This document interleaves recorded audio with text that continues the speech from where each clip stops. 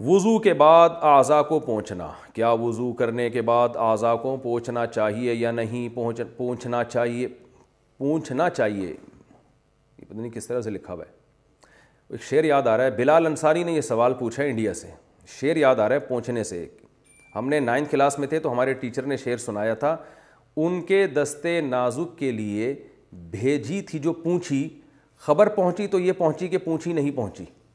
یعنی محبوبہ کے دستے نازک، ان کے نازک ہاتھوں کے لیے جو میں نے پونچھا کی یوں سمجھے کہ چھوٹی سی پونچھے کو جو ہے نا پونچھی کہا جاتا ہے، یہ ہاتھ صاف کرنے کا رومال جسے کہتے ہیں، تو کہتے ہیں میں نے ان کے دستے نازک کے لیے جو رومال بھیجا تھا نا، تو خبر یہ پہنچی کہ وہ رومال نہیں پہنچا، تو اس کو شاعر نے کہا ان کے دستے نازک کے لیے بھیجی تھی جو پونچھی، خبر پہنچی تو یہ پہنچی کہ پونچھی نہیں پہنچی۔ یعنی شاعر بیچارہ جل رہا ہے، کڑ رہا ہے کہ یار وہ رومال بھی نہیں پہنچا۔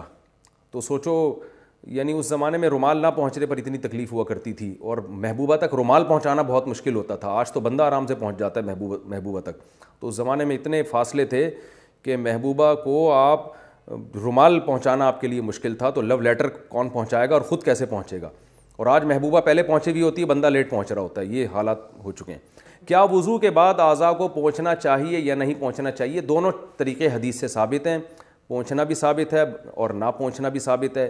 تو بعض علماء کہتے ہیں نہ پونچھنا زیادہ بہتر ہے، اس میں وضو کے آثار دیر تک رہتے ہیں، یعنی وضو کی تازگی زیادہ دیر تک رہتی ہے، لیکن جائز ہے۔ بہرحال الجھن ہوتی ہے بعض دفعہ، نماز میں دل نہیں لگتا، پانی ٹپک رہا ہوتا ہے، تو پونچھ بھی سکتے ہیں، کوئی اتنا بڑا ایشو نہیں ہے۔